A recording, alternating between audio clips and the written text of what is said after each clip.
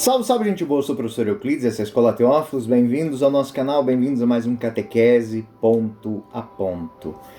O ponto de hoje são os pontos 476 a 477, que vão tratar o verdadeiro corpo de Cristo. Essa temática, ela é muito importante na história da teologia. Ponto 476 nos diz: uma vez que o Verbo se fez carne, assumindo a verdadeira natureza humana, o corpo de Cristo era circunscrito. Portanto, o rosto humano de Jesus pode ser pintado. No século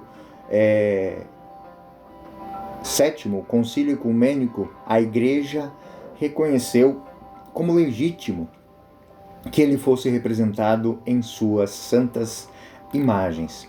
Ponto 477. Ao mesmo tempo, a Igreja sempre reconheceu que o corpo de Jesus, Deus, que por sua natureza era invisível, tornou-se visível aos nossos olhos. Com efeito, as particularidades individuais do corpo de Cristo exprimem a pessoa divina do Filho de Deus. Este fez os traços do seu corpo humano, de tal modo que, pintados numa imagem sagrada, podem ser venerados, porque o crente que venera a sua imagem, venera nela a pessoa nela representada. Olha que coisas muito bonitas nós temos aqui. O ponto 476 e o ponto 477 do Catecismo afirmam uma verdade central da fé cristã. O Filho eterno de Deus assumiu o corpo humano verdadeiro, real, concreto, visível, circunscrito a ser, sem deixar de ser Deus. E essa afirmação exclui toda forma de docetismo, ou seja, aparência de corpo, espiritualização da encarnação, redução simbólica da humanidade de Cristo.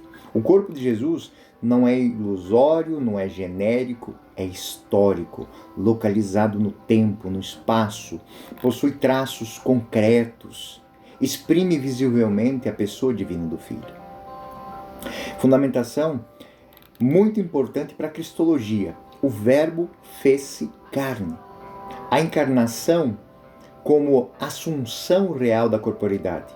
O Catecismo vai afirmar então que, uma vez que o Verbo se fez carne, assumindo uma verdadeira natureza humana, o corpo de Cristo era circunscrito, ou seja, possível de ser visto. Isso significa que o Verbo assumiu um corpo com limites espaciais, entrou na história concreta, compartilhou a condição corporal e humana. São João proclama que o Verbo fez-se carne e habitou entre nós. 1 João 1,14. Santo Irineu de Leão comentava: aquilo que não foi assumido não foi redimido. A gente já escutou isso outras vezes. Então, sem corpo verdadeiro, não há verdadeira paixão, não há verdadeira cruz, não há verdadeira redenção. Então, a fundamentação bíblica do verdadeiro corpo de Cristo está, Lucas: vede as minhas mãos, os meus pés, sou eu mesmo, tocai-me e vede. Então, a Escritura, ela insiste na materialidade do corpo de Cristo. O que ouvimos, o que vimos com nossos olhos, o que contemplamos, o que tocamos com as nossas mãos, isso dá um testemunho. 1 João 1,1. Esses textos, eles combatem explicitamente o docetismo que afirmava a visibilidade, a tangibilidade, a historicidade do corpo de Jesus. O corpo oferecido para a salvação. Na última ceia, Jesus afirma: isto é o meu corpo, que é dado por vós. Lucas 22,19. O corpo de Cristo é instrumento de redenção, é lugar de obediência, é meio da revelação do amor do Pai. Foi com esse corpo que Cristo tocou, foi com esse corpo que Cristo caminhou, foi com esse corpo que Cristo foi crucificado.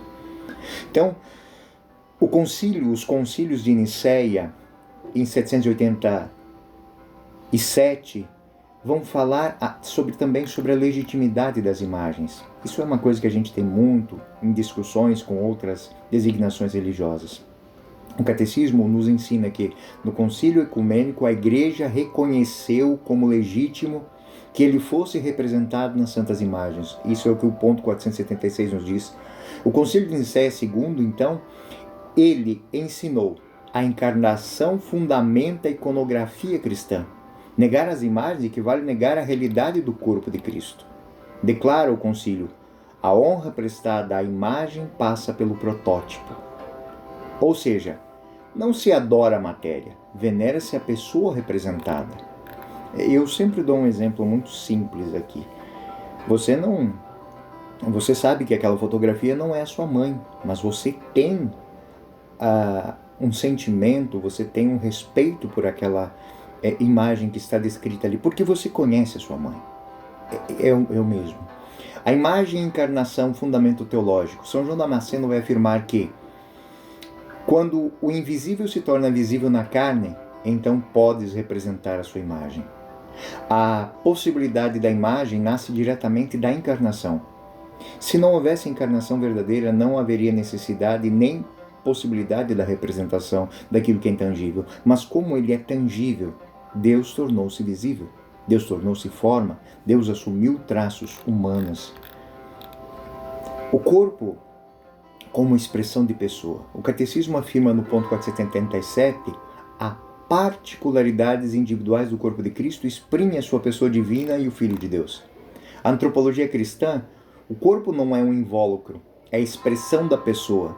São Tomás de Aquino vai afirmar ainda mais: a natureza humana de Cristo subsiste na pessoa do Verbo.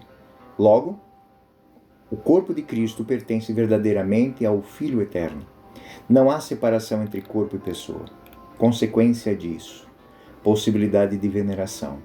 O Catecismo conclui: quem venera a imagem, venera nela a pessoa representada. Está no ponto 477.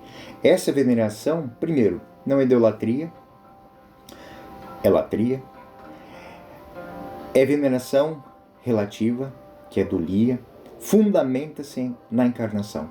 São Basílio Magno ele afirma algo muito importante: a honra dada à imagem dirige àquele que nela é representado. Dimensão sacramental, outra coisa importante, o verdadeiro corpo de Cristo. Fundamenta os sacramentos, sustenta a Eucaristia, garante a mediação sensível da graça. Sem corpo real não haveria o sacramento, não haveria a Eucaristia e não haveria igreja visível, porque nós somos o corpo de Cristo. Como falar de um corpo de Cristo que não existe? São Leão Magno ele ensina que o que era visível no nosso Redentor, passou a ser visível nos sacramentos. Este é meu corpo. Este é meu corpo. Implicações catequéticas. Para nós catequistas, o que é importante disso aqui? A catequese, ela tem aqui os fundamentos do que? A fé cristã é uma fé encarnada. Não é uma fé de historinha, é encarnada. Ela sente, ela respira, ela se movimenta. A matéria é elevada pela graça. O corpo humano, ele possui dignidade. A iconografia cristã educa a fé, conduz à contemplação e protege a memória da encarnação. Para o nosso entendimento do ponto de vista doutrinal, síntese doutrinal aqui. A fé da Igreja confessa que o Filho de Deus assumiu um corpo humano verdadeiro e circunscrito, ou seja, representado. Este corpo tornou Deus visível aos olhos humanos. Os traços humanos de Jesus pertencem à pessoa divina, por isso Cristo pode ser legitimamente representado. E por fim, a veneração da imagem remete à pessoa do Verbo encarnado. A encarnação é, sinteticamente, a suma desses dois pontos, o fundamento último da arte sacra, da iconografia e da sacramentalidade cristã. Então, esses pontos 476 e 477 são muito importantes para resolver um punhado de dúvidas que os nossos catequizanos trazem para dentro, que ouvem de outras designações, de outras linhas de pensamento, em que muitas vezes se dizem cristãos, mas estão numa tangente herética do ponto de vista da verdadeira história da teologia cristã. Então, gente boa, estes foram os pontos 476 e 477. Eu sou o professor Euclides, essa é a Escola Teófilos, e este foi mais um Catequese Ponto a Ponto.